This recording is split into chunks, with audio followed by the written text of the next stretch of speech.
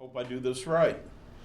Let me tell you a little bit about myself. I am of Romani heritage. I've been an artist my entire life, literally my entire life. When I was 18 months old, my mother got me my first coloring book. She said on the inside cover that I drew a picture of a cow, and you didn't have to guess it was a cow. It was a cow. After that, all she got me was newsprint pads and crayons. I didn't have coloring books growing up. So I've literally, well, from the time of 18 months up, first 18 months of my life, I didn't do any art unless you call what I did in my diaper art, and I don't think anybody called that art. But after that, I've been drawing and I've been creating my entire life. My path led me not in the fine art direction, but in the body art direction. And I have successfully had my own body art business, tattooing and piercing, since 1976. Some other video I'll go into the story about how that occurred. But presently, at 45 years in this industry, I am the most experienced body artist in the state of Kansas, which is kind of cool, actually. And I never thought, anything about it when I first started. Oh, someday I'm going to have this longevity, but I got this longevity, and I've worked hard to maintain it. But even though body art is how I earn my money, that's how I make my profession, my first love is fine art, such as the painting you see right here. Now, I want to talk about that painting. It's called The Last Giant. And the rhinoceros that you see in that painting, his name is Sudan. And he is a great northern white rhino. That is his keeper, Joseph, that you see kneeling there next to him. This is a death photo. It was taken from a death photo. It's a death painting. Sudan's dying in this painting. And I saw this photo in AAA magazine, and it touched my heart because I had a similar situation happen to me. See, Sudan is the last of the great northern white rhinos. And when he passed, that was it. He was the last of his kind. Now they got cells from great northern white rhinos, and San Diego Zoo is integrating them with other rhinos to try to bring back the species. But as far as being pure blood, pure great northern white rhino, Sudan was the last of his kind. In 1983, I took a position as a lead keeper at El Paso Zoological Park. Three of my charges were 3 southern great white rhinos: Matt Dillon, Miss Kitty, and the youngest one, Daisy May. Now, rhinos have the intelligence of a dog. They're that smart. And they're also very gentle, unless they get agitated, but they are very gentle.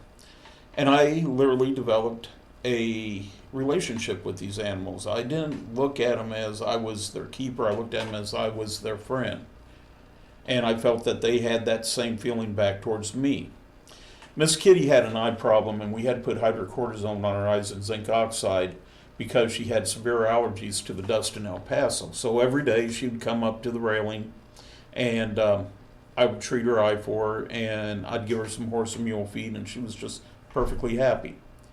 Daisy May, she just liked being scratched behind the ear. That was her thing. She loved being scratched behind the ear. Matt, as the leader of that group, he was a little more, shall we say, reserved about his affections. He would wait until the other two were finished, and when they went running off, then he would come up, he'd get some horse and mule feed, and he'd get some attention from me. Whenever I went into the exhibit to clean the exhibit, rhinos make a wallow. They're kind of like a cat. They'll only do their business in one spot. So you had to clean out this wallow every day.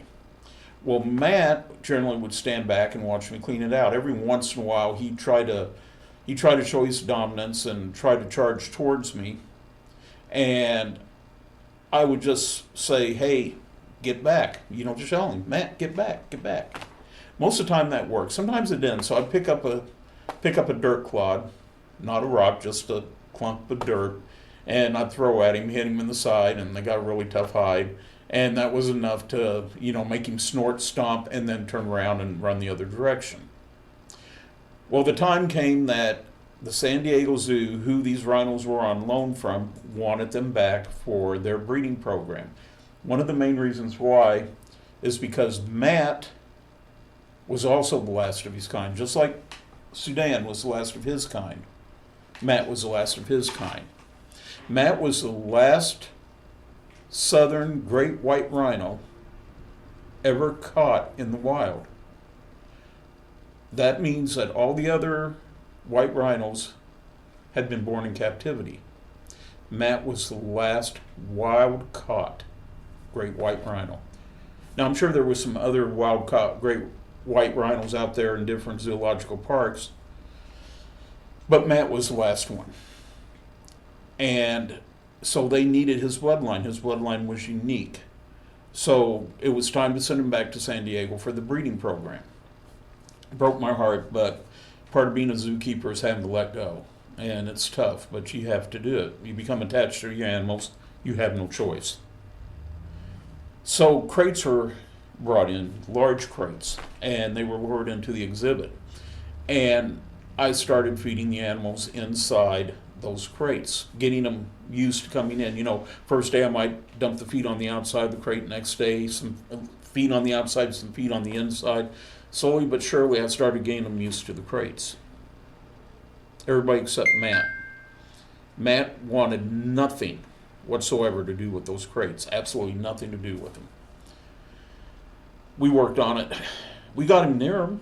We got him beat out of the mouth of the crate, but he did not want to go in that crate at all. And this caused a concern for us. So moving day comes. All the keepers in the zoo are ordered to stay at the far end of the zoo, to stay away from the hoofstock area. The zoo is going to open late that day. There's a notice up at the front gate. Me and the two vet techs from Grand Prairie Animal Park were the only ones allowed down by the exhibit. The two vet techs were not allowed in the exhibit. I was the only one allowed in the exhibit. I started with Daisy May. I had a bucket of horse and mule feed, and I walked up to her. Yes, I'm right in the exhibit with the rhino. This is going to be the only way to do this. I walked right up to her, held out the bucket to her. She took a bite, and I started walking backwards. And I walked her right into her crate. And at the far end of the crate, there were bars that I could squeeze through. They couldn't get through, but bars I could squeeze through to get out of the crate.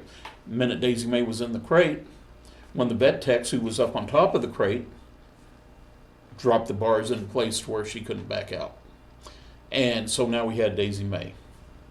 She's in there eating her horse and mule. She's perfectly happy. She don't care.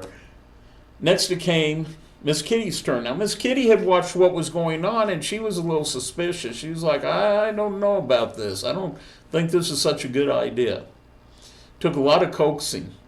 I stood in front of her with that horse and mule, I don't know how long. Come on, Miss Kitty. Come on, baby. Come on. It's okay. You can go into the crate. Sweet talking her, It finally worked. I guess my sweet talk was enough for her. She followed me into the crate. Bars were dropped. We had Miss Kitty. Matt's been standing back watching the whole thing, and Matt's not having any part of this whatsoever. He's like, nope, I'm out. Did everything I could to coax him in. Matt's getting agitated. I made the decision to leave the exhibit, because one thing you don't want to do is be in front of a charging rhino, and I had no desire to do that. No matter how much I respected Matt, and no matter how much Matt respected me, one place I did not want to be is in front of Matt as he charged at me. So we decided to go ahead and dart Matt, drug him up, get him a little groggy. Then we would use a cattle prod to prod him into the crate. So the vets put the dart in his rump. Matt ran around, oh, he was mad. He did not like that at all. Hold on just a second. Had a client come in, so I had to kind of hush him there for a second so we could finish this up. Anyway, Matt wasn't having any of that at all. He felt that dart going to his rump. He was like, I'm done. He's running around the exhibit. He's snorting. He will not transition down. He will not rest. He will not relax. The dart is having no effect on him. So they made the decision to give him a second dart. And they darted him the second time. And the second time worked. He started getting groggy, so we used the cattle prod and we prodded him into the crate. Once we had him inside the crate, the bars were dropped. Matt is inside that crate. They brought in a crane. They craned the crates out. They put them on a truck. They fastened them down. And you got to understand, these were like cargo-sized container crates. These things were huge. They were massive. They had to be for these rhinos. Didn't have a choice. And everybody came out to say their tearful goodbyes to these 3 rhinos that had become such a part of the zoo. And off to San Diego they went. A couple of days later, I was just starting my shift and getting my keepers lined out on what they were going to do for the day when the director of the zoo called me into his office and he had me sit down. Mr. Fulton was usually quite an easygoing guy, all laid back.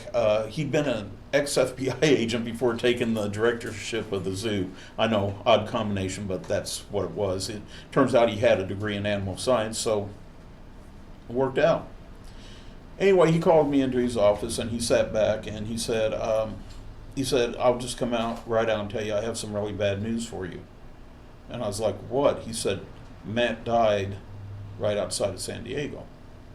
I'm like, what? He said he passed away about 20 miles before they got to San Diego. And I said, what happened?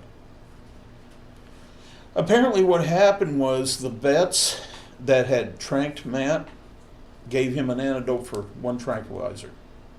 They didn't give him an antidote for 2. Matt passed away.